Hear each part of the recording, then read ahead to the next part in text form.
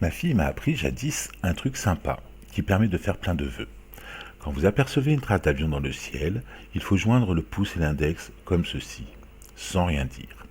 Il faut alors qu'une autre personne, ça ne marche pas tout seul, désolé, qu'une autre personne donc remarque votre geste et vienne rompre ce petit cercle avec son doigt. Et ça donne ça. Ça fonctionne avec toutes les traces, même sans forme particulière. Mais celle-ci me donne l'occasion d'adresser une pensée à ma fille. Et vous allez devoir attendre pour expérimenter le truc, parce qu'en ce moment, le ciel est désespérément vide, d'avions comme de pollution.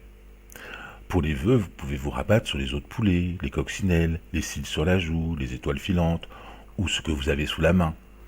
Mais rassurez-vous, le ciel vide, ça ne va pas durer. Parmi toutes les mesures du super plan de déconfinement dont nous saurons tout mardi prochain à 15 heures, l'aide aux entreprises figure en bonne place. Et parmi les entreprises, certaines occupent une place de choix. Il n'est pas question de voir des grandes entreprises françaises, des fleurons industriels disparaître. Comme Air France, dont on a appris ce week-end combien elle allait nous coûter de lui éviter le crash. Nous allons apporter, à la demande du président de la République et du Premier ministre, un soutien historique à Air France. 7 milliards d'euros. 7 milliards. Pour ceux qui s'y perdent avec trop de zéros, et pour les spectateurs entrepreneurs potentiellement jaloux, avec 7 milliards, le Fonds de solidarité pour les entreprises pourrait aider, grâce à l'aide généreuse de 1 500 € proposée à chacune, plus de 4 500 000 PME et TPE, soit plus que le nombre de petites entreprises de notre beau pays. Mais ces TPE et PME ne fleurent pas aussi bien qu'Air France.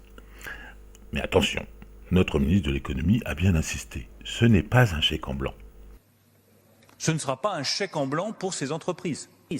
Si l'État apporte du capital, qui je le rappelle est l'argent des Français, ça doit se faire à des conditions. La première, c'est que les entreprises retrouvent de la compétitivité. Je le redis, c'est l'argent des Français. La deuxième condition, c'est une politique environnementale ambitieuse. Il est évident que si nous apportons de l'argent, qui je le redis est l'argent des Français. Passons sur les contreparties de rentabilité. Bonjour les conflits sociaux à venir. Et d'exemplarité environnementale.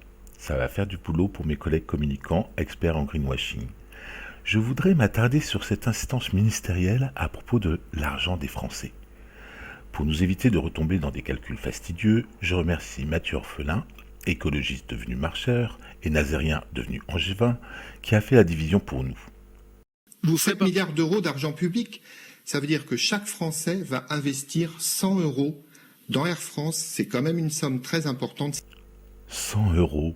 C'est rigolo, parce que quelques jours avant l'annonce du plan de sauvetage à 7 milliards, un autre ministre, le toujours premier Édouard Philippe, détaillait les mesures de l'aide exceptionnelle aux familles en difficulté. Aussi avons-nous décidé de verser dès que possible, c'est-à-dire le 15 mai prochain, 150 € par ménage au RSA ou à l'allocation de solidarité spécifique. S'y ajouteront 100 € supplémentaires par enfant. Il ne va pas rester lourd aux 4 millions de foyers concernés une fois qu'ils auront investi 100 € par personne pour sauver Air France, dont ils n'ont pas grand-chose à faire puisqu'ils ne font pas partie des 25% de Français qui prennent l'avion. Mais c'est un effort de solidarité.